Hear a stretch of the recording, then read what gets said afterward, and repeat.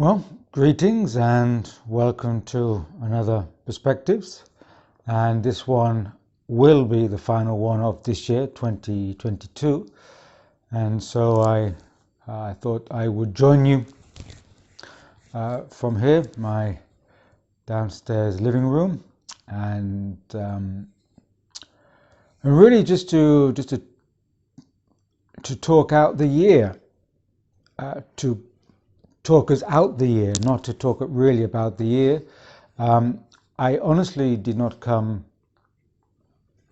to this chat with anything specifically to say, other than that, well, it's been one hell of a year, and 2022 will go down in history for being, of course, the last 2 years have been historical in that sense, but really a lot of factors have come together in this year to make it a kind of amalgam of many aspects of this systemic play out coming together.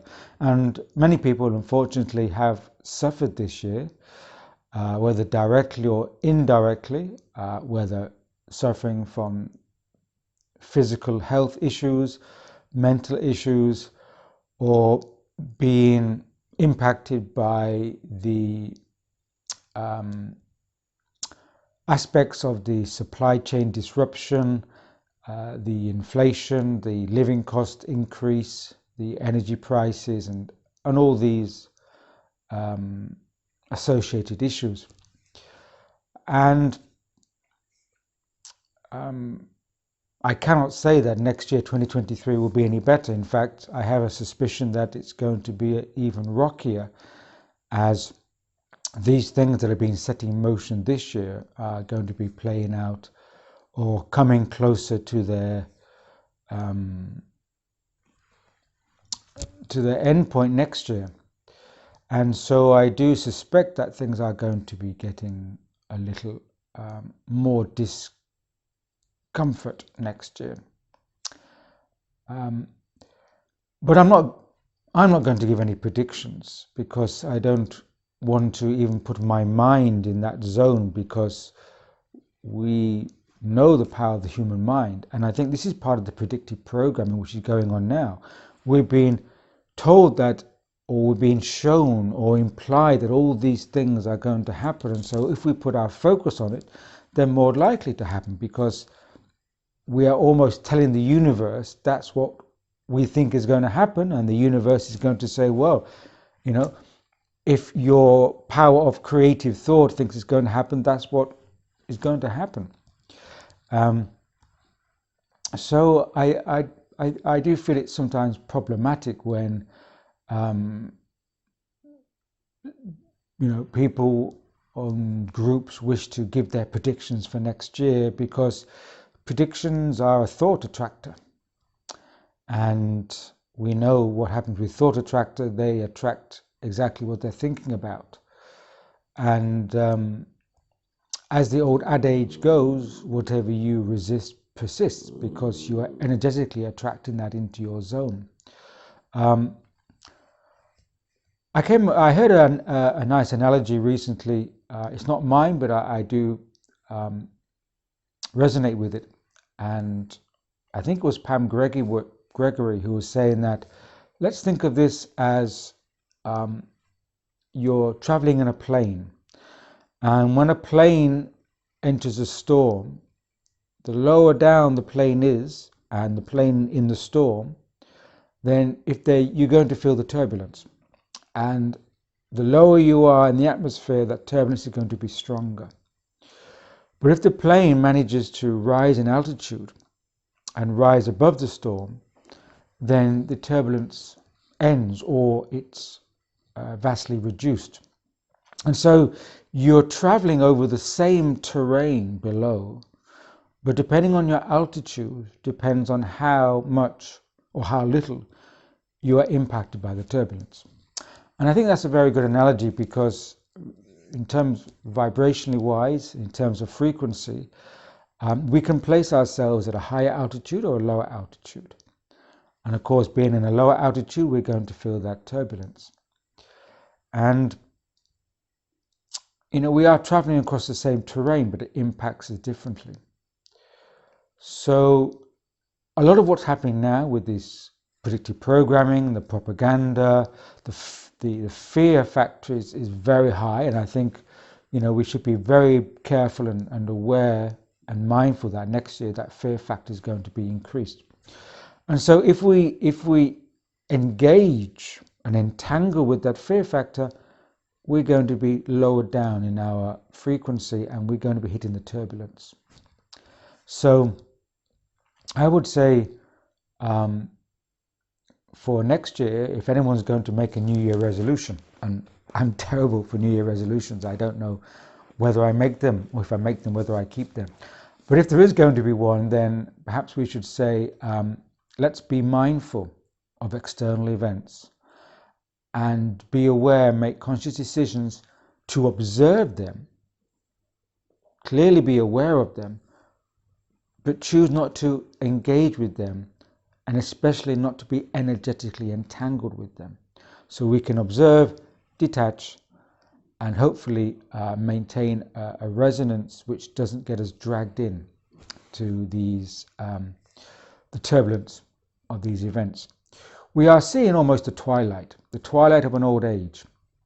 And yes, we have been aware of this coming for some time, and there's been perhaps some expectation that it's going to move through very quickly. But these cyclic episodes, in terms of the larger picture, they take a generation or two to go through. And perhaps this time it will be less than a generation or two. It could be a decade or two, because the events now are happening so rapidly that in evolutionary time, a decade or two is incredibly quick. And so we should expect that we need time for this final old age to reach its twilight and to simmer. But of course, in that twilight, in the final ages of the setting sun, there's a lot of activity. And if we focus on the twilight, then we will miss the rising sun, the light coming in.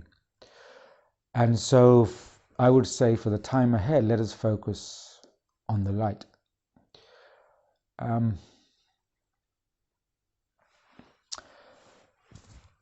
I said in a recent essay, which I've just posted at the time of this video, this Christmas weekend, that perhaps the greatest catastrophe of our time, I said something like that, is not the outer events, it's not the upheavals or the tyranny of the few that are trying to enslave the many. But the greatest catastrophe is that so many people have turned away from the inner gaze and have neglected their own internal power, empowerment, their internal glory, and the great metaphysical journey that we can take as human beings. Because human beings carry the light, they carry the metaphysical impulse, and they carry the light, and they can transform the darker aspects of this physical relative realm by bringing in and transfiguring the dark elements through the light of the human being. The human being is a carrier for a much greater awareness, a much greater spirit and consciousness. And yet we tend to allow ourselves to be dulled. Sometimes we dull ourselves. So there's just a few thoughts to finish this year. As I'm speaking now, it's the evening of Thursday, the 22nd of December, and I will post this video for the evening of Friday, the 23rd of December. I'm incredibly grateful for what I have, and I'm grateful for anyone who takes the time to listen or to read any of the scribblings or things that I say. What I say and what I scribble is not unique, and I feel that we're all who are listening to these inner voices, we're all on the same page. We're all on a similar journey, although each person has to walk their journey individually as part of the whole. And so it's an incredible journey. And despite the turbulence, let us have gratitude for where we are. And if there's anything you do this festive season, please have joy and feel the love. So by saying that, I will wish you all a joyful and spirit-filled end of the year, and raise a glass and say onwards and upwards. Cheers, and see you next year.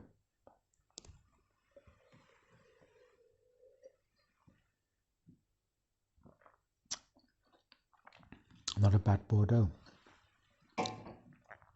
Cheers.